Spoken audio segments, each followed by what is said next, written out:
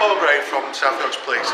Today we're talking about CSI, crime scene investigation. So we're explaining DNA, how the police take DNA, and showing young people how we actually do that, explaining what DNA is and how it can be used in crime work. And we're also looking at fingerprinting as well, again how the police take fingerprints and why we do them and how they actually work. And the young people are getting to have a go and looking at their fingerprints, and they're checking them to see what characteristics they've got on their fingerprints as well, so whether a whirl or a swirl or a loop, and seeing what different things are on there.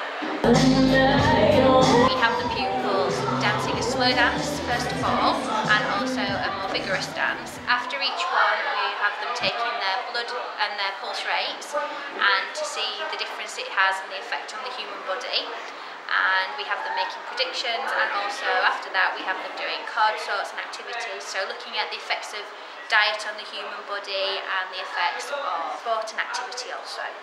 What we're talking about is the effects of alcohol on the body and the effects of alcohol on all the different organs, like the brain, the heart, the liver, the kidney, we've got the stomach here, and we've got the pancreas.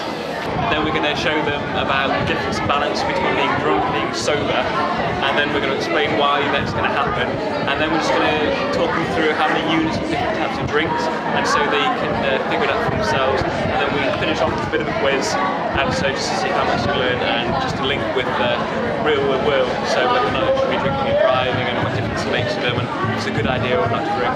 Today we are here to talk about Youth Start and what Youth Start is, talk about sexual health, emotional well-being and counselling and all support that Youth Start offers to young people. On a week-to-week basis we may see anything between 20 and 100 young people. At the moment chlamydia is on the rise, it's at its highest that it has been for a long time, and there's also new strains of chlamydia coming through that at the moment are not yet treatable.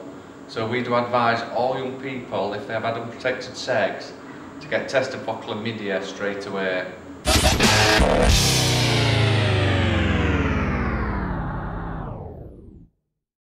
I'm using one main kind of drum just to teach, which is the djembe, which is from Africa.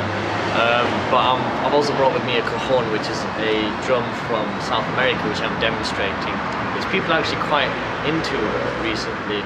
Especially today, everyone's really excited about that drum. It's basically just a box. When you look at it, it just looks like a box, but when you play it, it sounds like a full drum kit. So everyone's really excited about that. Yeah. I'm teaching 5 different techniques today, 5 different ways of manipulating the skin, manipulating the sound, changing sounds, bending notes, things like that, just so I can give them a broad perspective of just the number of different sounds you can get out of such a simple instrument. But I love my job. This is my job. I get paid to play drums with kids. It's brilliant. Not only is it fun, but it keeps me fit, and I get to meet so many people, make loads of new friends. You know, when I'm walking through town, I always see people that I used to teach, and you know, it's just really nice. It's brilliant. It's a change from sitting in an office, I guess. It's brilliant. You get quite a different array of children, all from different levels, and the main thing is that they're there and they want to learn. And I think that's something that's outstanding, especially for the little ones when they see situations where they normally can't cope with it, and they use the protocols that we learn and basic life support just to give them a hand to make sure everything's right, done at the right time for the right purpose, and make sure that the emergency services are called for the right reasons.